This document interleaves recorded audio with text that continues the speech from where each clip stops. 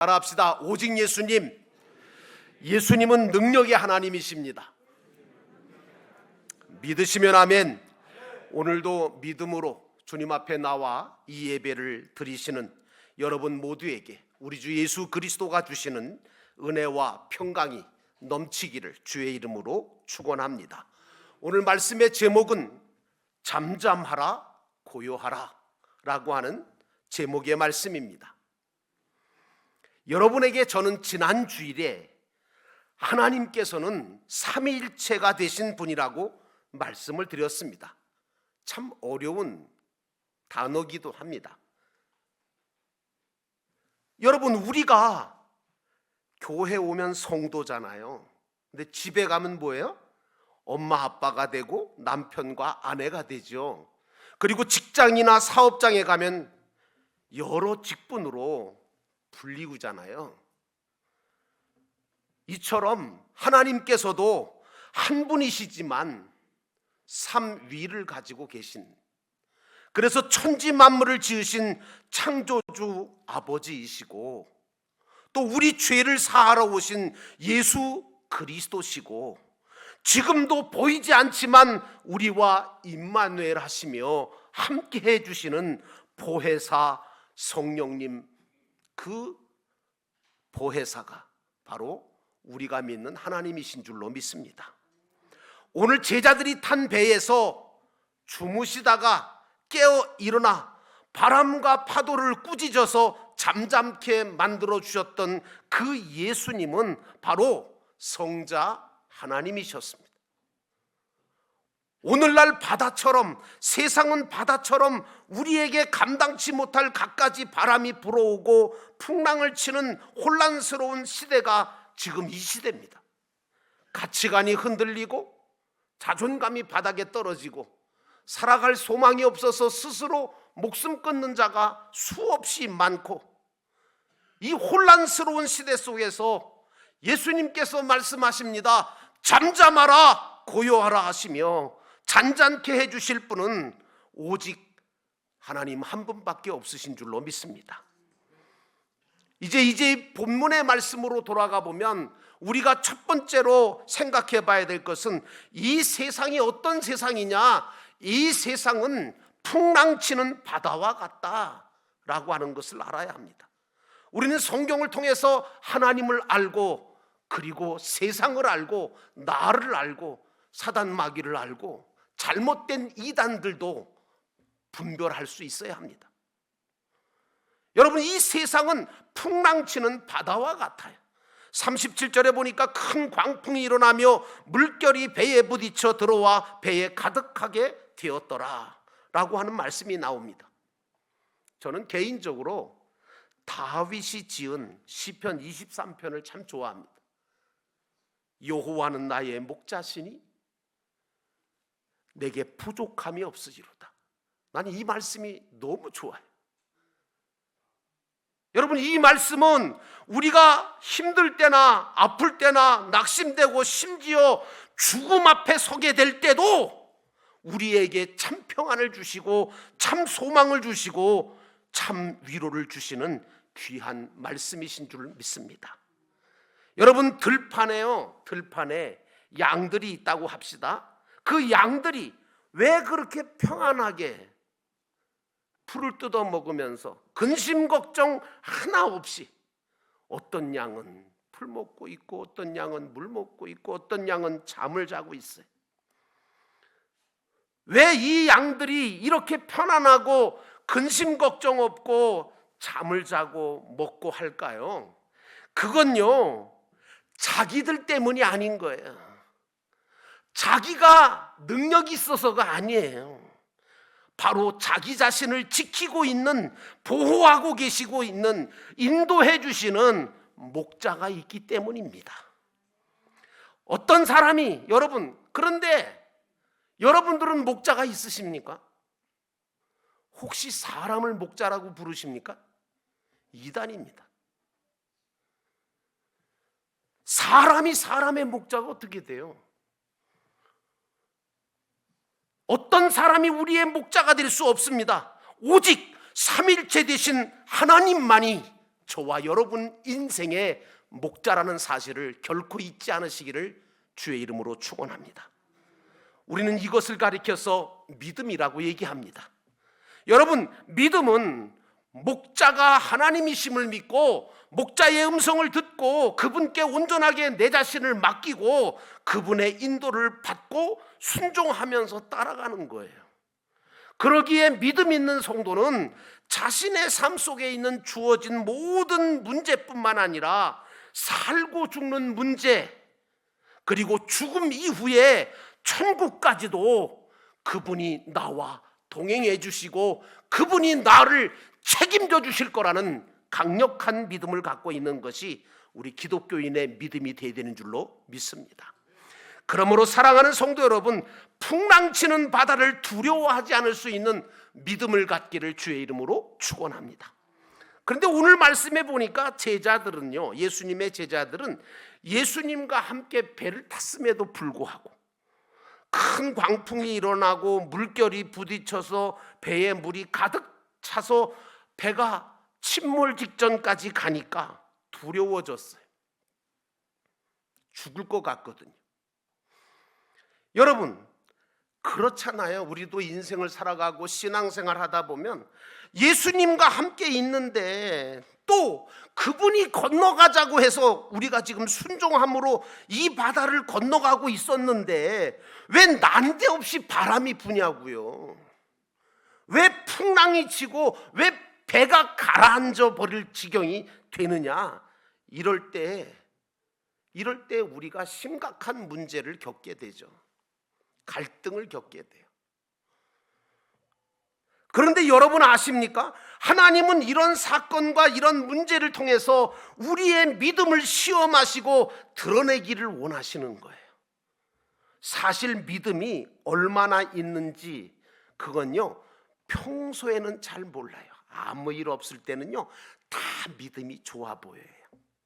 그런데 사건이 오고 문제를 만났을 때, 풍랑을 만나면 확실하게 갈라집니다. 알곡인가 쭉정인가.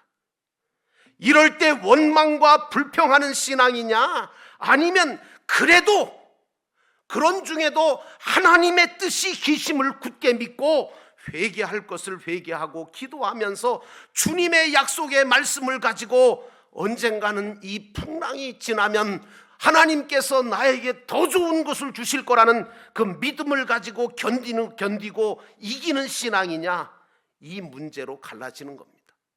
나는 여러분들이 풍랑치는 이 바다를 두려워하지 않는 믿음을 갖기를 주의 이름으로 축원합니다.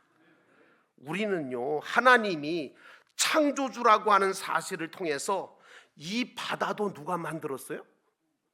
그렇죠.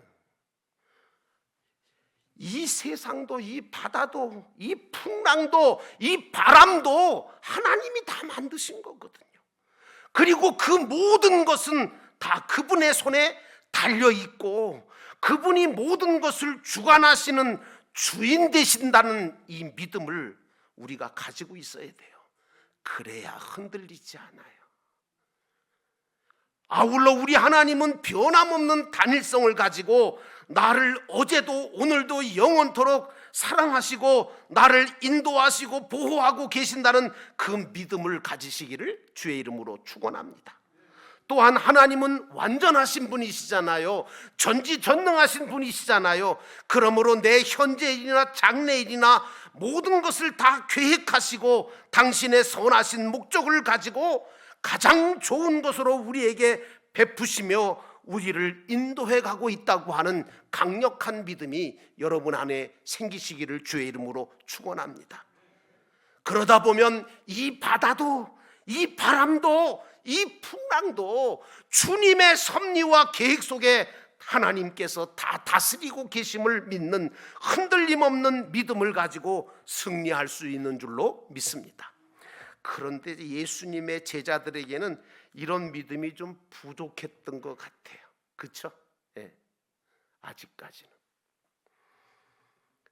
그렇지만 그들에게는 그래도 믿음이 있었습니다.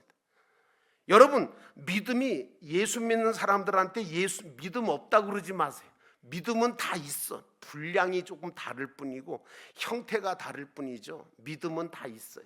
크고 작음이 있을 뿐이죠. 오늘 이 제자들도 믿음이 없는 것 같지만, 부족한 것 같지만, 그러나 그래도 믿음이 있었어요. 어떤 믿음이요? 그들은 주님이 배 안에 계심을 알고 주님을 깨우는 믿음을 갖고 있었어요. 우리도 인생 속에 문제가 생겼을 때 어떤 방법이나 어떤 해결점을 찾기 전에 먼저 주님을 찾고 주님 앞에 기도하는 신앙을 가져야 될 줄로 믿습니다. 오늘 제자들은 예수님께 자신들이 죽게 된 것을 안 돌아보십니까? 어떻게 보면 투정 부리듯이 예수님을 깨웁니다. 그런데 그럼에도 불구하고 믿음이 부족한 상태에서 기도했다 하더라도 잠들어 계신 줄 알았던 그 예수님은 잠들어 계신 것이 아니라 깨어 계셨고 다 알고 계시고 다 보고 계셨잖아요. 그래서 깨어나 바람과 풍랑을 잠재우신 후에 제자들에게 40절에 뭐라고 말씀하세요? 어찌하여 이렇게 무서워하느냐? 너희가 어찌 믿음이 없느냐? 이렇게 말씀을 하셨습니다. 오늘 우리도 인생의 바다를 건너갈 때에 바람과 풍랑이 칠 때가 왜 없겠습니까? 수없이 바람이 불어옵니다. 수없이 풍랑이 칩니다. 그래서 배가 가라앉을 듯 죽음의 위협까지도 느낄 때가 왜 없겠습니까? 그러나 사랑하는 성도 여러분, 그때에 주님이 여러분 안에 계심을 믿고 풍랑치는 세상 바다를 두려워하지 않을 수 있는 그 믿음을 소유하고 승리하기를 주의 이름으로 축원합니다. 두 번째로 예수님이 깨어나서 바다를 꾸짖으셨다는 겁니다. 39절에 보니까 예수께서 깨어 바람을 꾸짖으시며 바다더러 이르시되 잠잠하라 고요하라 하시니 바람이 그치고 아주 잔잔하여지더라. 예수님의 제자들은 38절에 선생님 우리가 죽게 된 것을 돌보지 아니하시나이까? 그러면서 예수님을 깨웠습니다. 지금까지 예수님을 보고 예수님의 말씀을 듣고 따라다녔음에도 불구하고 오늘 제자들은 예수님이 누구신지를 제대로 모르고 있었다는 거예요. 왜? 예수님을 뭐라고 불러요? 선생님이라고. 예수님이 선생님밖에 안 되시나요? 예수님은 하나님이시고 천지 만물을 지으신 분이시고 우리를 죄에서 구원하시려고 이 땅에 오신 하나님이신데, 주님이신데 제자들은 예수님을 선생님이라고 부르며 원망하고 있습니다. 얼마나 안타까운 모습입니까? 그럼에도 불구하고 예수님은 그들의 음성을 들으시고 깨어 일어나셔서 바람과 바다를 향하여 잠잠하라 고요하라 꾸짖어 주셨습니다. 이 말씀을 여러분, 예수님이 이 바다를 꾸짖으셨다라고 하는 이 말씀을 성경 원어에서 찾아보면 귀신을 꾸짖어서 내쫓을 때 쓰는 말과 똑같은 말인 것을 알게 됩니다. 귀신을 꾸짖듯이 예수님께서는 바람과 바다를 꾸짖어 주셨습니다. 이것은 바로 그분이 창조주 하나님이시라는 사실과 자연 만물을 다스리시는 주님이시라는 사실을 분명하게 보여주고 있는 것입니다. 그러므로 사랑하는 성도 여러분, 예수님은 바람과 풍랑을 꾸짖어 주셨습니다. 그 주님이 여러분의 인생의 바다에서도 풍랑과 바람을 꾸짖어 주실 줄로 믿습니다. 다시 한번 말씀드리고 강조를 드리지만 기독교는요, 예수가 하나님이심을 믿는 것이 기독교예요. 어떤 사람이 하나님이라고 하는 거 전부 다 거짓말이에요. 자기가 예수라고 하거나 자기가 성령님이라고 하거나 자기가 하나님이라고 하는 건 전부 다 가짜예요. 이단이고. 어제도 제가 신천지를 만나가지고 내가 물었어요. 예수가 하나님이심을 믿냐고. 절대 안 믿죠. 내가 이만희 씨도 죽을 거라고 그랬으니까. 지가 안 죽는다 그랬거든요. 안 죽긴요. 인간은 죄를 지었기 때문에 다 죽게 돼 있는데 죽지 않고 살아계신 분은 예수 그리스도밖에 없습니다. 여러분, 이 주님이 예수가 하나님이심을 믿는 이 기독교의 신앙, 그러면 이 주님이 명령하시면 자연도 바람도 풍랑도 귀신들도 순종할 수밖에 없는 거잖아요. 여러분 중에 아직도 예수님을 랍비라고, 즉 위대한 선생님으로 알고 계신 분 계십니까? 세계 4대 성인 중에 한 사람으로 알고 믿고 계시다면 여러분, 아닙니다. 이제는 그분을 하나님으로, 내 주인으로 믿고 모든 것을 맡기고 인생의 항해를 시작하시기를 주의 이름으로 축원합니다. 예수님이 바람과 바다를 고요하라 잠잠하라 명령하시니까 어찌 됐죠? 바다는 바람이 그치고 아주 잔잔하여지더라 라고 말씀하고 있습니다. 이게 사람이 할 수 있는 일인가요? 하나님이시니까 가능한 거지. 풍랑 속에서 제자들은 어부의 경험을 가지고 바람과 풍랑이 일어났을 때 그걸 자기네들이 해결해 보려고 얼마나 애를 썼을까요? 근데 실패했습니다. 여러분, 주님은 내 힘과 내 능력으로 되지 않을 때 내가 주님을 의지하고 기도하면 주님은 어떤 방법으로도 나를 도우시고 역전시키실 줄로 믿습니다. 그러므로 사랑하는 성도 여러분, 예수님은 바람과 풍랑을 우리를 위해서 꾸짖어 주시는 분이십니다. 주님은 오늘을 살아가는 우리들의 마음속이, 또 가정이, 교회가, 세상이 세찬 바람이 불어오고 풍랑이 감당하기 어려움에 처할 때도 우리가 당신을 찾고 당신을 부르고 그리고 주님 앞에 의지하면 결코 외면치 않으시고 당신의 얼굴과 당신의 손을 드시고 입을 열어 바람과 파도를 꾸짖어 주실 줄로 믿습니다. 고요하라 잠잠하라. 저는 이 말씀이 얼마나 좋은지 몰라요. 내 마음의 풍랑도 고요하라 잠잠하라 하시는 주님 때문에 잠잠해지고, 내 인생의 파도가, 내 인생의 모든 바람이 고요하라 잠잠하라 하시는 주님의 음성으로 잠재워질 줄로 믿습니다. 마치 우리 뒤에는 이스라엘 백성들이 출애굽했는데 애국 군대가 뒤에서 쫓아오잖아요. 앞에는 홍해 바다가 딱 가로막혔잖아요. 절대절명의 상황이 벌어졌습니다. 그때 이스라엘 백성들은 어떻게 했지요?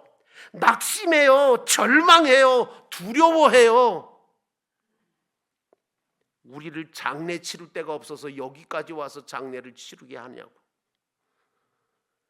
그런데 여러분, 이스라엘 백성들은 그러지만 모세는 하나님의 말씀의 지팡이를 들고 주님을 바라보며 기도하며 말씀에 의지하여 행함으로 홍해 바다를 갈른 줄로 믿습니다. 나는 여러분들이 모세가 되기를 원합니다. 오늘 예수님은 바람과 풍랑을 꾸짖어 주셨습니다. 마지막으로 오늘 제자들이 이 사건을 통해서 예수님이 어떤 분이신가를 조금은 알게 되었던 것 같아요. 41절에 보니까 그들이 심히 두려워하여 서로 말하되 그가 누구이기에 바람과 바다도 순종하는가 하였더라. 에레미야 29장 11절에 하나님은 이 말씀하십니다. 나 여호와가 말하노라. 너희를 향한 나의 생각은 내가 아나니 재앙이 아니라 곧 평안이요 너희 장래에 소망을 주려는 생각이라. 이렇게 말씀을 하셨습니다. 사람의 눈에 보기에는 바람과 풍랑은 재앙이지요. 꼭 죽을 것 같지요. 그래서 죽는 사람도 있다니까요, 지레. 그리고 절망스럽기도 하고 두려움의 대상이기도 합니다. 그런데 하나님은 오히려 그것이 내게 유익이 되고 복이 되도록, 은혜가 되어지도록 역사해 주시는 분이 전능하신 하나님이신 줄로 믿습니다. 오늘 주님께서 제자들에게 바람과 풍랑을 허락하신 것은 그들을 위험에 빠뜨리려고, 두려움을 주려고, 절망을 주려고 하신 게 절대 아닙니다. 오히려 믿음을 갖게 하시고 이후에는 어떤 바람이 불어도 어떤 풍랑이 쳐도 이길 수 있는 자가 되라고 이 풍랑을 허락하시는 줄로 믿습니다. 여러분, 우리 주님은 우리에게 좋은 것 아니면 절대로 아니 주시는 분이십니다. 우리가 오래 믿고 신앙생활을 오래 했다고 해서 다 믿음이 좋거나 저절로 믿음이 생기는 거 절대 아닙니다. 믿음은 말씀을 믿음으로 들을 때 믿음이 생기는 거예요. 믿음은 바람을 맞고 풍랑을 체험하면서 성장하고 성숙되는 거예요. 그러므로 여러분의 믿음은 사건의 바람이 불고 문제의 풍랑이 칠 때마다 쓰러지고 넘어지는 믿음이라기보다는 오히려 그럴 때마다 구원을 이루어가며 열매를 맺어가는 믿음의 사람들 되시기를 주의 이름으로 축원합니다. 오늘 제자들은 예수님에 대해서 새로운 믿음의 눈을 떴습니다. 그래서 두려워하고 놀라기는 했지만 저분이야말로 우리가 믿어야 될 참 하나님이신 것 같다, 주님이신 것 같다, 이렇게 깨달았습니다. 여러분, 은혜가 뭐죠? 은혜는요, 깨닫는 게 은혜예요. 하나님의 말씀을 듣고 깨달으면 은혜 받으시는 거고요. 그리고 사건과 문제를 겪었다 하더라도 그 사건과 문제를 통해서 하나님의 뜻을 깨달으면 그것도 은혜 받은 줄로 믿습니다. 나는 이러나 저러나 여러분들이 은혜 속에 살기를 원합니다. 왜냐하면 주님은 좋은 것 아니면 아니 주시는 분이시기 때문입니다. 예수님은 놀라고 두려워하고 무서워하는 제자들을 향하여 어찌하여 이렇게 무서워하느냐고 말씀하십니다. 이제 우리는 세상이 어찌 되든 간에 내 인생의 바다에서 무슨 일이 벌어지든 간에 결코 놀라거나 무서워하거나 두려워하지 맙시다. 이때까지 예수 믿었는데 그것도 못하면 어떡해? 이제는 조금 덜 놀라셔야 돼요. 예? 조금 좀 전보다는 좀 덜 두려워하셔야 될 거 아니에요. 날이 갈수록 두려워져요. 핵폭탄이 터지면 무슨 상관이 있어요? 전쟁이 일어나고 안 일어나고는 누구한테 달렸어요? 지가지 것들이 아무리 일으키려고 해도 하나님이 허락하지 않으시면 할 수도 없는 거고요. 하나님이 어떻게 하시든 간에 그게 무슨 상관이 있어요? 전쟁이 일어나면 죽으면 되는 거지. 죽으면 우리 어디 가요? 그런 배짱도 없습니까? 히브리서 11장 6절 말씀에 보니까 믿음이 없이는 하나님을 기쁘시게 하지 못하나니 하나님께 나아가는 자는 반드시 그가 살아계신 것과 그리고 또가 그가 자기를 찾는 자들에게 상 주시는 이심을 믿어야 할지니라고 말하고 있습니다. 사랑하는 성도 여러분, 우리에게 좋은 것 아니면 아니 주시는 그 주님이 우리 곁에 계시고 우리를 지키시고 역사해 주십니다. 그리고 아무리 힘든 풍랑이 치고 파도가 일어나더라도 바람이 분다 하더라도 그 모든 것들을 바꾸셔서 오히려 그 바람 때문에 오히려 그 풍랑 때문에 여러분의 믿음이 더 성숙해지고 더 하나님께로 가까이 가고 더 믿음에 서는 역사가 일어나기를 원합니다. 사랑하는 성도 여러분, 우리 주 하나님은 좋은 것 아니면 아니 주시는 분입니다.